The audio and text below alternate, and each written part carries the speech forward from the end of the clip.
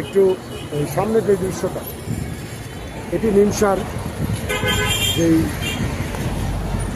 পথচারী পারাপারের জন্য ফুটওভার ব্রিজ নির্মাণ করছেন, মাঝখান দিয়ে যদি একটি ওঠানামার সিঁড়ি তৈরি না করেন তাহলে এই মাঝখানের লোকগুলো কীভাবে কোন পাশ দিয়ে এই সিঁড়িটি ব্যবহার করবেন, এই ফুটপাথ অতিক্রম করে ফুটওভার ব্রিজটি ব্যবহার করবেন, সেটি আমরা সড়ক ও জনপথ কর্তৃপক্ষের কাছে প্রত্যাশা করি। ঠিক মাঝ বরাবর আরও দুটি সিঁড়ি দিয়ে দিলে, স্থাপন করে দিলে এখান দিয়ে চলাচলকারীরা সহজেই যাতায়াত করতে পারবেন। আমরা আশা করব সড়ক ও জনপথ বিভাগ কর্তৃপক্ষ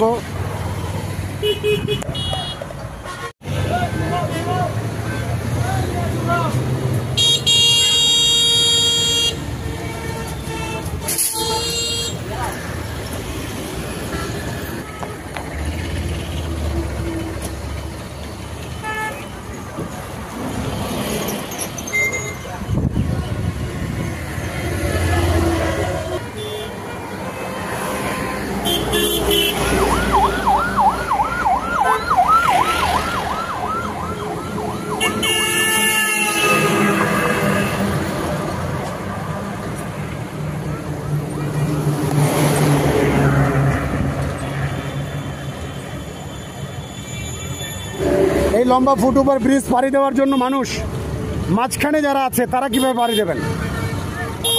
আমি মনে করি আপনার দক্ষিণের থেকে উত্তর দিকে মানুষ আসলে দুদিকে আপনার মনে করেন সিঁড়ি আছে যাওয়ার জন্য, আসার জন্য, কিন্তু মাঝখানে কোনো আপনার ইয়ে নাই, ঠিক আছে, সিঁড়ি নাই। মাঝখান দিয়ে কীভাবে মাঝখানে মানুষ কীভাবে যাতায়াত করবো, ওইটা আমার প্রশ্ন। জি জি, ধন্যবাদ। আপনি বলেন তো একটু।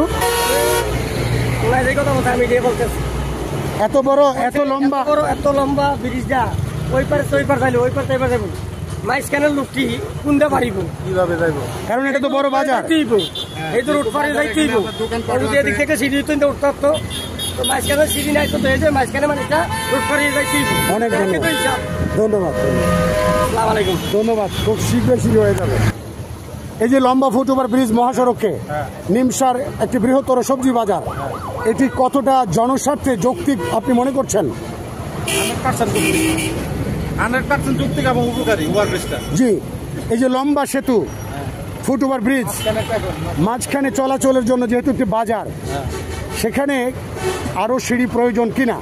অবশ্যই প্রয়োজন।